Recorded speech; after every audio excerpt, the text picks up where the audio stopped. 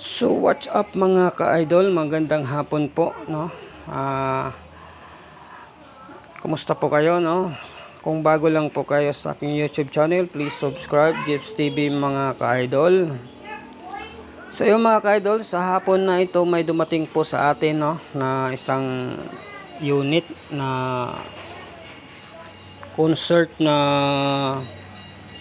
mini component mga ka-idol. Yan po. Yan.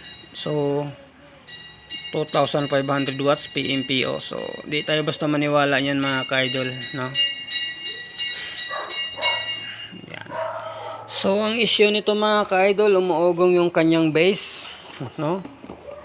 Umuugong yung kanyang base, tapos yung okay naman yung kanyang mga mid-range. So na-check na natin to mga ka-idol. So definitely na-trace ko na yung problem nito. So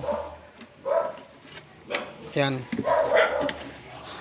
na-check ko na yan mga ka-idol, no? So ang problema nito yung isang audio IC mga ka-idol, yung kanyang audio IC dito, kasi tatlo yan mga ka-idol. Kung nakita nyo, tatlo yan. So itong left and right para to sa kanyang sa kanyang mid-range. Yan. Ito para sa mid-range yan mga ka-idol.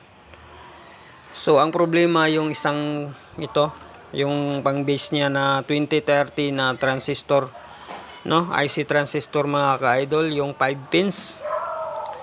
So ang nangyari na nag-shorted na yung nag-shorted yung kanyang pang base na audio IC. So pinaano ko na yung may-ari, pinabili ko na ng part. So maya maya darating na rin yon at may kabit na rin natin yung So update na lang uli ako mga ka-idol, kung okay na yung unit. So yun, pag mga ganitong trouble mga ka-idol, matik yan mga ka-idol, no? Pag may ugong, ibig sabihin yan may DC output na lumalabas sa kanyang speaker, no? So kailangan pag mga ganyan ang issue mga ka-idol, kahit sa amplifier meron yan, huwag nyo nang patagalin kasi masisira yung speaker.